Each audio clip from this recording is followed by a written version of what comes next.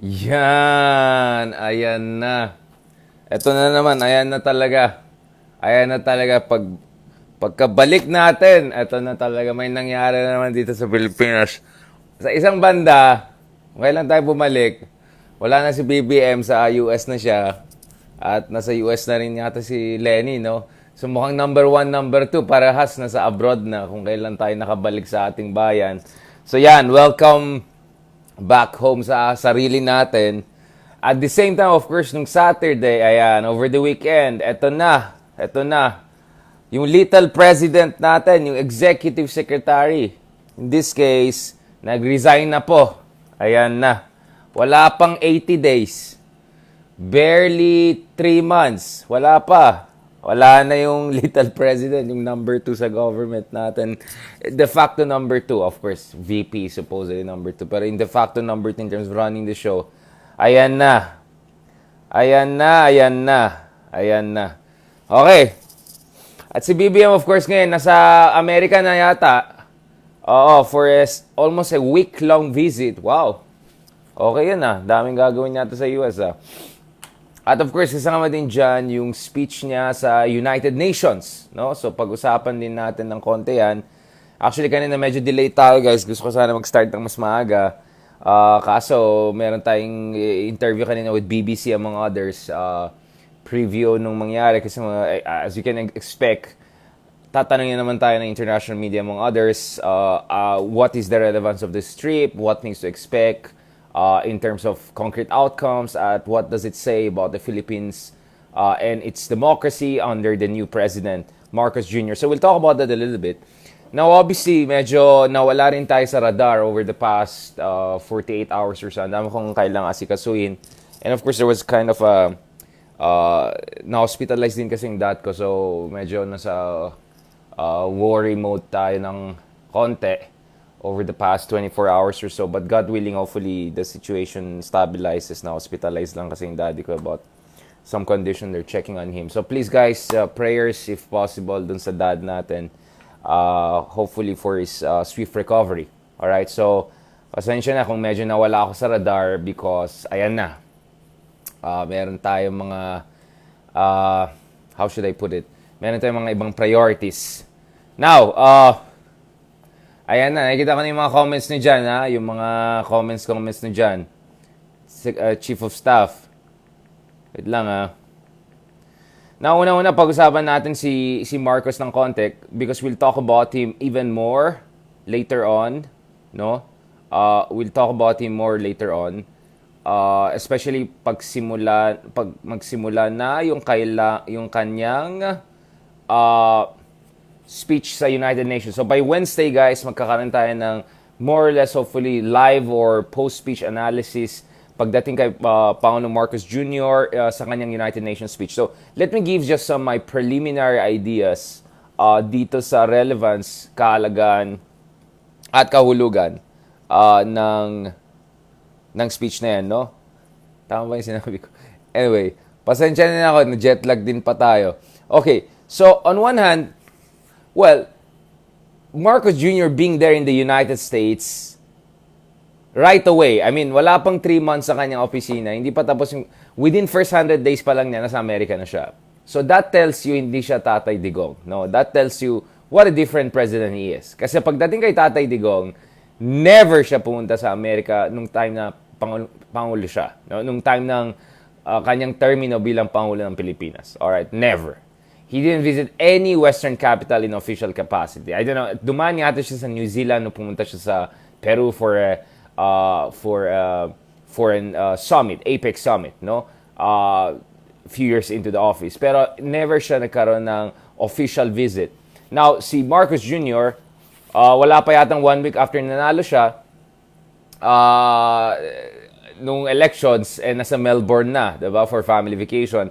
At wala pa 3 months, wala pa siyang 3 months sa office or barely 3 months into office, ayan na. Nasa Amerika na siya. And to present, of course, at no less than the United Nations. Now, that tells you how different the things are compared to former President Duterte. Because President Duterte, first few months in office, it was clearly about resetting the terms of relationship with the United States on a far more hostile terms, no?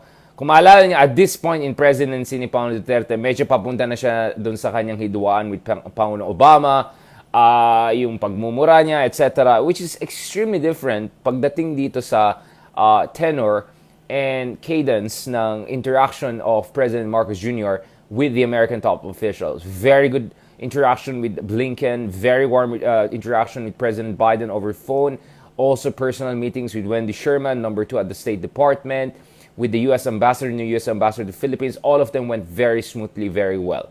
So very different from President Duterte. But, Marcos Jr. will not be just another Filipino president giving a speech at the United Nations or visiting the United States. Obviously, meron pang element ng timing because later this week, I think almost exactly as he is about to give his speech, or more or less magko-coincide, yung anniversary ng martial law, right? 50th anniversary. Not just any anniversary, but 50th anniversary ng martial law declaration ng kanyang ama. So this will coincide with his speech at the United Nations. Now, what do I expect at the United Nations? I expect a number of things.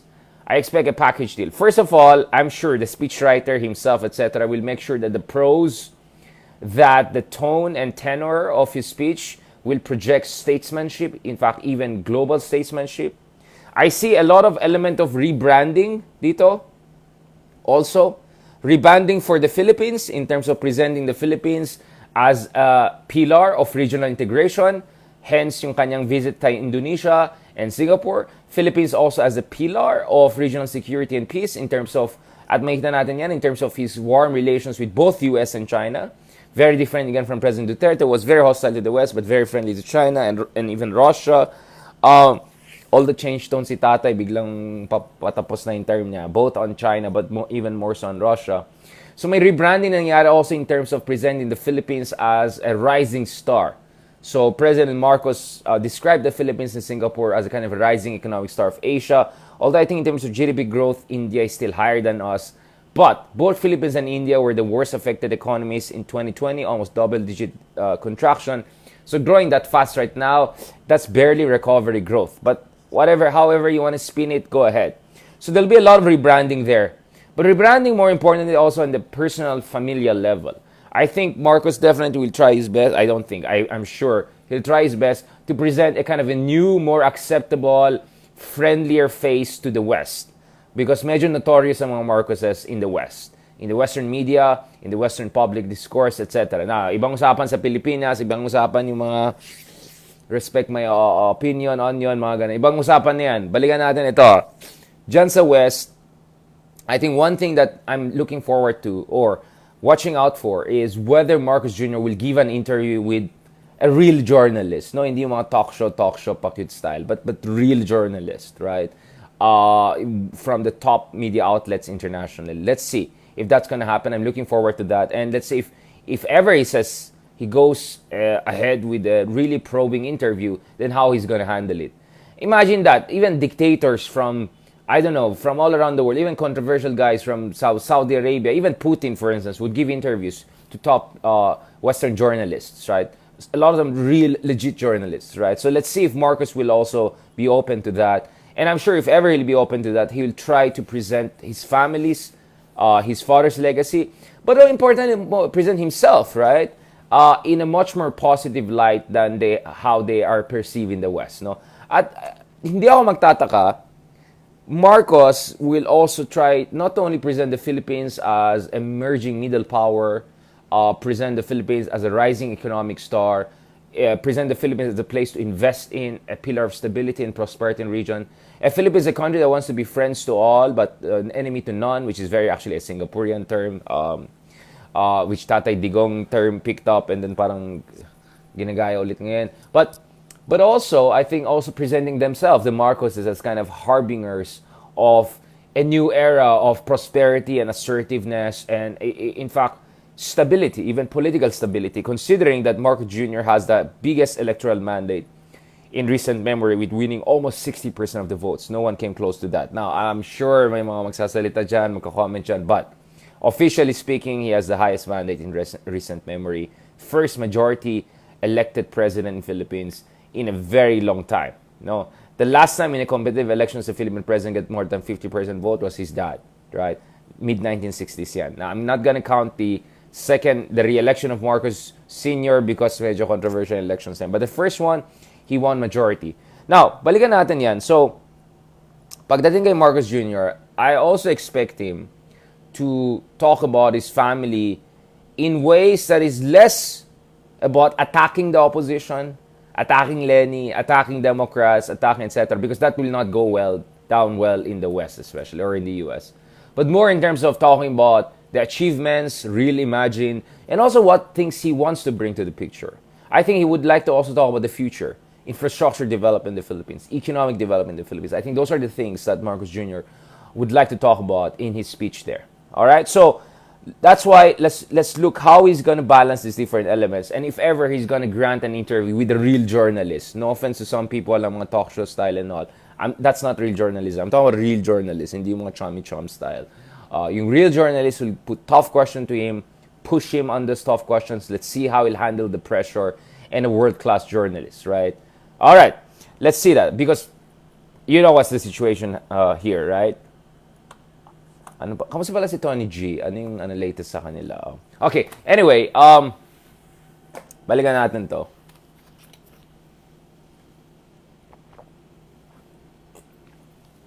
Oh, by the way, yes, one thing that I noticed also with Marcos, I was just reading, going through this piece by Wolfgang Strick. Very good piece. I think the notion of techno-populism applies very well also to Marcos, because on one hand, Marcos has his populist touch, presenting himself as a kind of a savior, an alternative to a failed liberal establishment, oligarchy, almost also an alternative even to Tatay, so double alternative. And then there's nostalgia, all of those things, right? But there's also technocratic elements or pretensions, however you want to put it. So he's kind of a combination of like, I'm technocratic, competent, we know economics, we're going to solve the country's problems. At the same time, there's the populist Duterte-style touch also there, which, by the way, the Marcos is introduced first, right? So, nauna sila sa mga ERAP and Dutertes of this world as far as national politics, right-wing populism is concerned, no? And huge element of nostalgia there. So, let's also see how he's going to present this techno-populism on the international level. I think that's something interesting to keep in mind. Now, let's freeze that. Let's put that inside the box muna, all right? Kasi babalikan natin yan later this week. Once the speech comes in, I will break down the UN speech, God willing. We'll break down the implications. And we'll also try to analyze ano yung nagiging reception kay Marcos sa United States. How was he approaching his visit there? Busy wala pang 3 months. Ang dami ng foreign trip din So, let's look at what he's gonna get there. Let's see what pledges. Remember, pledges of investment ang pinag-usapan natin. Real investments, let's see. Tatay Digong got supposedly 24 billion from China in 2016 in pledges. Nasaan na? Ano na? Alright, ano na? Parang yung DOH secretary natin. Ano na? Meron na ba? Speaking of secretaries, so the little president secretary, the number 2, ay nag-resign over the weekend. Only after 79 days in office. Only after 79 days. So our very good friend, news reporter, and also our good friends like Clive Arguelles, have pointed out that this makes him among the 3 shortest, in terms of span of term in office, as far as executive secretary is concerned. So ang kasama dyan ay FBR Secretary, Executive Secretary si Garucho, at saka, yung kay Estrada naman, si Angara. No? Si Angara yata 20 days lang. Kay Garucho, 74 days. So, third shortest yata, yung kay Vic Rodriguez, as far as contemporary or post-Marcosian administrations are concerned. Yung mga dating naging executive secretary, sila Ochoa, under Aquino, at saka si Medial Dea, they were able to more or less finish 6 terms. No? FVR had as many as 5 executive secretaries. Aroy and Aquino had 4 and Estrada appointed 2. So, ito yung data na nakuha natin kay Clive Arguelles. But anyway, so, 79 days lang naglast. Itong number 2 within the administration and the little president. That says a lot. That says a lot about how things are. mukhang the post-election scramble for appointments, for piece of the pie, for jostling, paksyon, away-away, saling pusa, all of that. I think that was a little bit too much for Vic Rodriguez. Ano ulit yung background ni Vic Rodriguez in terms of dealing with high-level government? Double check natin, ha? Ano bang level na to dati? Again, it's one thing to win elections, etc. It's another thing to run an actual government, especially when you have a scramble like that. Okay. Anong background nito? Barangay chairman. So he was a barangay chairman in Quezon City in 1992 to 1996. Yun yung kanyang experience sa government. Barangay chairman. Okay. All right. So, well, it's quite a jump from barangay chairman back in the day to little president. No. Now, there are many speculation as to why nag-step down itong dating barangay chairman na naging executive secretary, etc. One person, one legal scholar, ang pangalan nito? Ayan, si Dean Aquino yata, no? Dean of San Bedas College Graduate School of Law in Manila, and Manila Times columnist, sabi niya, he was aghast by Rodriguez's attempt to, quote, to give himself more power as reported by broadcaster Anthony Taberna. Okay, so medyo may mga nagbubuking-bukingan. He wanted virtually free hand to act as president. Ayon sa kanya. No? This is not mine, so I'm just reading this from the Manila Times. Worst of all, the order was to be signed by Victor Rodriguez himself, he added, citing a draft administrative order giving the Malacanang official wide powers that he could use whenever he, quote, deemed it wise and expedient to do so. So one angle is power grab ang nangyari dito, right? Now, interestingly, so I cited Manila Times. Let me balance it. Let me cite Rappler. So Rappler also has this article entitled "Enrile smells something fishy in Rodriguez draft order?" ? So I'm just a messenger here. I'm just reading it to give different points of view. Bakit nangyari ito? No? So meron daw one-page draft na presidential order na potentially screaming of conflict of interest. Ito yung na-prepare nung September at yung unnumbered, wala siyang numero, special order was supposed to be for, quote, granting additional authority to the Presidential Chief of Staff, Victor D. Rodriguez. Signed by authority of President Ferdinand Marcos, quote, Victor Rodriguez, Executive Secretary. Interesting. So giving more power to himself, signed by him, like, okay, that's interesting. So ito po ay attached daw sa another draft. This one, an administrative order. Again, I'm just reading a report here, okay? I'm reading a report. Ipopost ko yan sa baba. Check nyo mismo, no? So prepare this. So ito, signed by person X to give more power to person X. Okay, that's interesting. Now, it was attached daw sa isa pang draft. At ito po ay isang administrative draft, quote, creating the office of the Presidential Chief of Staff. At ang listahan ng mga kanyang roles ay Presidential Strategist, Policy Advisor, Presidential Advocate. Wow, talagang all the way, Dami. Winner, iba, siya na. Dapat ang tawag nitong order na to, siya na.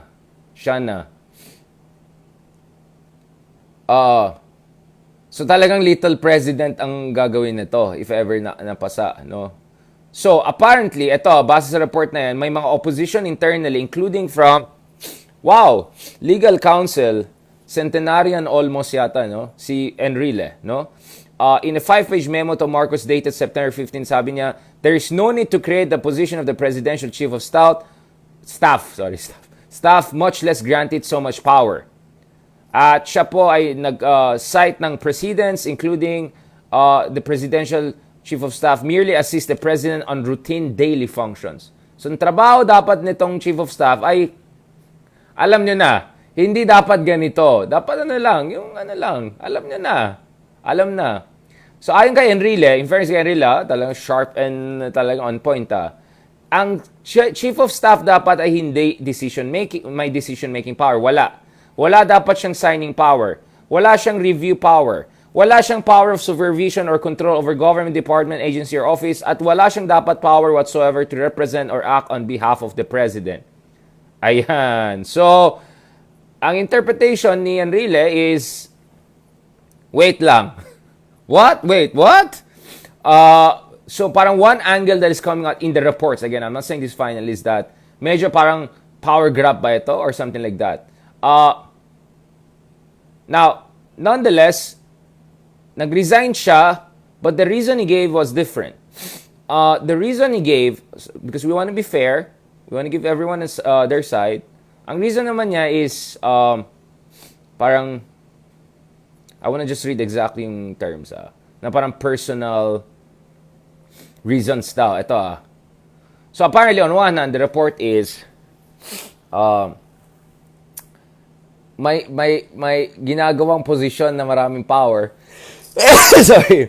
And then suddenly, ang reason na nag-resign is ay hindi kaya, maraming responsibilidad. So parang, how paano yan? So, ayon sa isang statement na sinabi niya, he needs more time daw with his family as a reason for stepping down. So, quote, ayon sa kanya, the work of an executive secretary is a 24/7 job with myriad topics expected to be attended to every day. It demands a sense of urgency which essentially requires almost all of a public servant's time to ensure that services are met and delivered. Equally valuable, however, is to witness firsthand your young family grow and evolve into what every parent would wish them to become, and they need me too. Ayan. So, time with family daw ang kailangan. At the same time, we have this draft that says more power and responsibilities ang gusto. So, I don't know. Bahala kayo dyan. Make sense out of it. Now, I have a third way of looking at it too. There's a third version. So, one version is power grab. One version is, pagod ako, I need to spend time with family priorities. There's a third version you can look at, which is along this line. Right? All of these scandals and problems that have been erupting over the past few months. So, on one hand, you had issues with appointments, some allegedly questionable appointments with conflict of interest concerns. Another one is, well, at least ayon sa Senate Minority Report, potential, ayon sa Senate Minority Report, hindi entirely blameless pagdating sa sugar importation scandal na nangyari. Ito nag-resign na opisyalis na yan, right? So ito yung following findings po ng minority bloc nila Pimentel and Riza Ontiveros sa investigation dun sa rice importation mess. Quote, there is a clear, actual, indubitable, and undeniable existing sugar shortage which is dangerous if insufficiently or inadequately addressed. Now, former Executive Secretary Rodriguez is not entirely blameless in the so-called fiasco behind Sugar Order number 4. So ito, I'm just reading it, guys. The series of actions of the Department of Agriculture under Secretary and SRI, Sugar Sector Administration, and board members had overwhelming badges of good faith. The recommendation of the majority to initiate administrative criminal charges against users, etc., to issue lookout bulletin are lacking factual legal basis. So, actually, the minority report is questioning yung kritisismo sa dating SRA and DA heads, but is saying that hindi entirely blameless yung now ex-executive secretary. All right. So, my point is, nonetheless, we are seeing back-to-back, more like back-to-back scandals and issues and concerns dito, especially dito sa sugar importation and earlier allegations of conflict of interest pagdating sa some of the appointments. So, siguro nagsama-sama lahat yan. Now, I'm not gonna pretend to know the full story, but I tried to show you guys there are 3 angles to how to look at it. And I tried to be fair to him. I also showed his angle of things. Now, let me try to wrap up this discussion by putting it in a bigger context. Now, dun sa mga critic ni Marcos Jr. who are thinking na, this one will bring Marcos down. or this reflects badly on Marcos. I'm not sure actually. I think the fact that a top official is kind of sidelined now, although I think he'll still retain some cabinet position, etc., actually might go down well with a lot of Filipinos.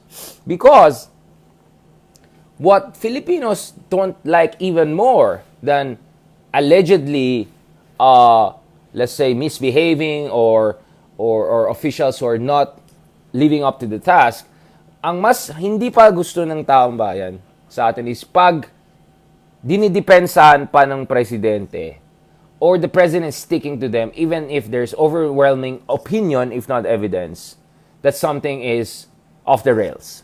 No? So, President Duterte had a way of dealing with it, right? So, early in office, marami rin nawala kaagad dun sa circle ni President Duterte. For instance, his spokesman during the campaign, biglang nawala siya. June Vasco, his campaign manager, who everyone thought will be the big guy, medyo biglang nawala na later on sa eksena. Remember that. Now, obviously, the solution under President Duterte a lot of time was, or at least this is the impression people get or the reports suggest, is that marami recycling ang nangyari. So someone gets fired from this office, then gets rehired. I mean, like, I don't know if it's joke or real, may mga tao yata 3 times na reappoint. So may mga recycling, climate change friendly stuff ang nangyari doon. Right?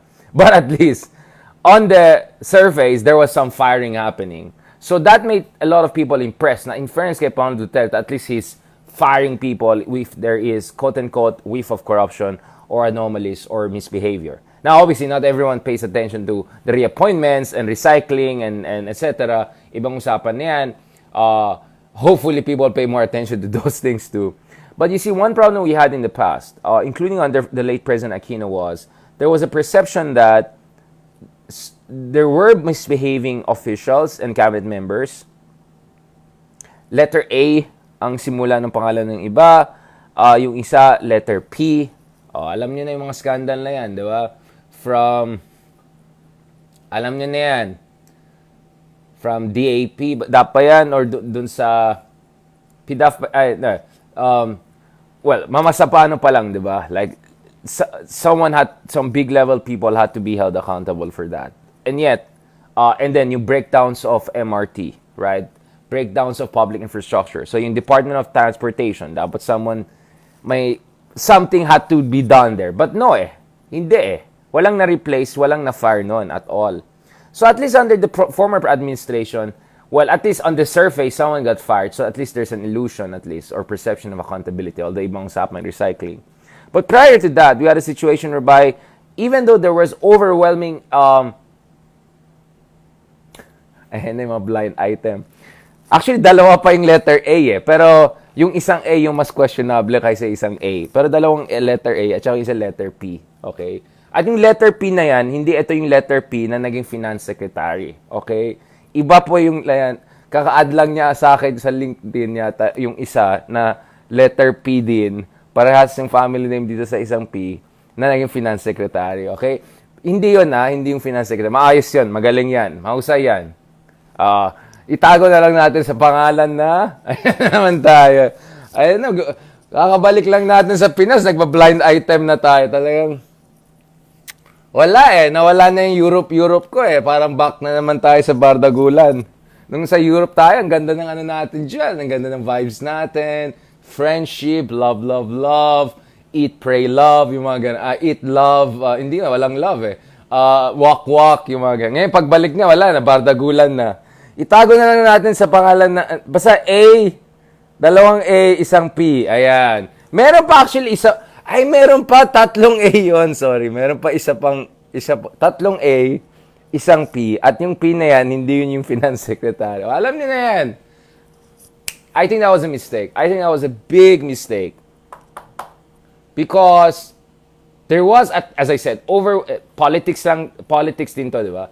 When there's overwhelming opinion that something wrong was done, the expectation is the emperor, who may have been far away when the mistake was done, to step in and correct the situation.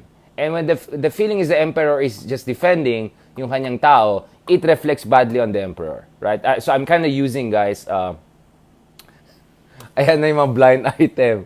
Gen P, brother ni Sec P. Basta hindi ito yung basta alam nyo na yan, ayoko na magsalita. Tatlo actually yung A eh.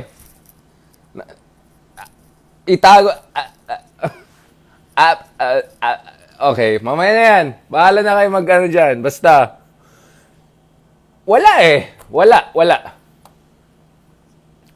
So, the lesson here is, I don't think this will be reflect badly on Marcos Jr. If anything, I think Marcos Jr. will come out even stronger out of this and say, see? Oh, kung tingnan may problema, etc., we're willing to correct. I don't think he'll even say anything. But the impression that will come out there is that, oh, there's accountability pala. Oh, ito, napaka-close kay Presidente na ano pa. Oh, so, ibig sabihin, itong administration na to wants to get things done in a right way. You get what I'm saying? See, politics is a perception game to guys eh. Perception is very, very, very important, guys. Kaya nga, di ba, pinag-usapan natin si Machiavelli noon, di ba? Nung nasa Florence tayo. I keep on talking about Machiavelli. Even nung sa Venice tayo, pinag-usapan natin si Machiavelli, no? So in leadership, guys, it is important for people to think that when something is wrong, it's not the fault of the emperor who is far away. Again, I'm using a Chinese expression. But the misbehaving officials on the ground. Therefore, you expect the emperor to come in and correct the situation and restore the mandate of heaven, right? That has been the story for thousands of years. It's an ancient political wisdom, right? And that's why yung mga opposition at critics ni Bongbong say, oh, sige, ang gulo na administration na to, wala pang 3 months. Actually, guess what? I think Marcos Jr. will look better even after this. It will show na, oh, yun pala, if my power grab, then okay. Although that's not what they're saying, of course. The president will try to be above the fray, etc. But the thing na lalabas dito is that there was internal correction mechanism. So actually, he might come off even looking better out of this. Alright. Tama na yan. Nagba-blind item na tayo. Nagbabardagulan na tayo. Tama na yan. Mag-behave na ako. Let's stop it at here. Thank you very much, guys, dun sa mga nag-comments, nag-suggestions. Oo. Yeah. May cabinet position pa naman. So, but you get what I'm saying. Perception matters in politics. At least there has to be some, let's say, atmospherics of accountability. Alright? Let me use that term. Wait, ba't ako bumababa? Wait lang. Yung chair ko bumaba. Ayan to. Tapos kaka-blind item natin na itago na lang natin sa AAA and P na hindi yung secretary. Wala na. Okay. Ayaw na balikan yan, pero I'm just saying, lessons learned, right? Yeah, basta check niyo yung expression na yan in Chinese na when the emperor is away, blah, blah, blah. So, that's why people go to the emperor to ask him to correct a situation. That's how it has been working for thousands of years, right? So, the president at least has to create a perception of blah, blah, blah, okay? Now, obviously, my personal conviction is there has to be real accountability and real punishment, real investigation if something really went wrong, right? But at the same time, there is also the theatrics, the perception game. And lalong-lalo na sa mga bansa na wala naman nagre-research masyado, wala naman, puro naman hanggang blogger, ganyan. The whiff of accountability is very important. I like that, whiff of accountability. Wait lang kayo dyan, mag-usap muna kami dito. Whiff of accountability. Yan. Okay. Anyways, guys, thank you very much. Ayan, naka-meta na tayo na mabuti, nakaupo tayo na mabuti, like, properly and all. Let me thank everyone for joining us. Thank you so much for the efforts, etc. Ayan. Kamusta mga Intel fans natin dyan? Kamusta mga ka-helicopter people? Kamusta mga helicopters natin dyan? Kamusta mga, helicopter pictures? Kamusta mga, nakiki-helicopter? Free helicopters. Yan. Salamat dyan. Ayan na talaga. Kakabalik ko lang, ayan na naman. Sabi ko, may nangyari naman dito sa bansa natin. Okay. We'll talk about these things more. Don't worry about it. Ayan. Thank you so much kay GM Sparkles for joining us. Alan Roque, Raymond Reyes. Thank you kay Manuel Antonio. Let me thank dun sa mga supporters natin na mahal tayo for sure. Paris Flores, merci beaucoup for joining us. Noemi Tablate. O, tama na yung Noemi ko, di ba? Pero tama ba yung tablate or tablate? Tablate. Parang Apple tab. Okay. Alright. Thank you so much for that. Thank you for Yeah, work of love talaga yan. Thank you kay Zaki Sofia, thank you kay Steven Santilan, thank you kay Maria Salazar, kay Riz Ani as always, thank you kay Mitch Tengcho, yan, mga supporters natin yan.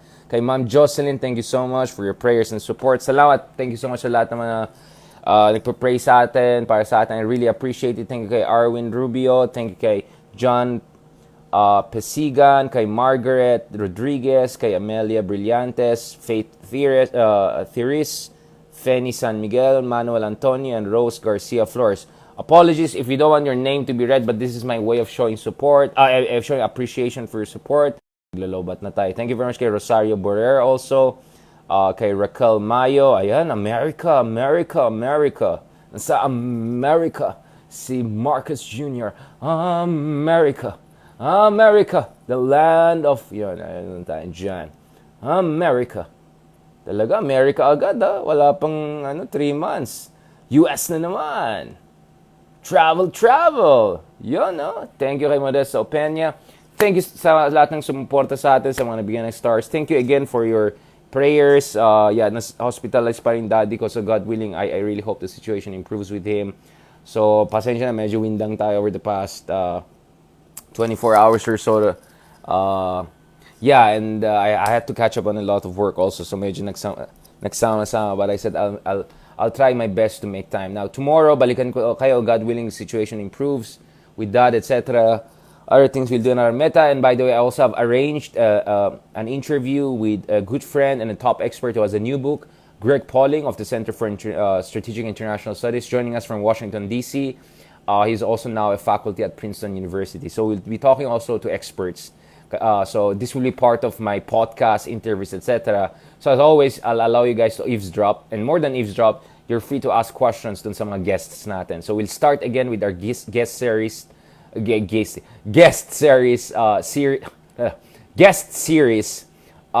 interviews. And Greg Pauling will be joining us to discuss South China Sea, China, Philippines, the region. All important things. So thank you so much, guys. I really, really appreciate your prayers, your love, your care. Thank you for keeping things, how should I put it? Inspiring, despite everything, right? And pasensya na kung minsan hindi maganda internet, habang naglalakad, nag-uusap tayo, etc. I just want to make you guys to know that I'm doing my best to constantly keep in touch with you guys and show my appreciation. Kahit on traveling, etc. Yun lang, over the past 48, 24 hours, talaga I was bogged down with many things. And of course, also with my dad. No? So thank you so much for your prayers. Please continue to pray for my dad's recovery, for anyone, for everyone who needs, prayers and support, and for our loved ones. All right? Maraming salamat. Thank you very much. Adios. Hasta mañana.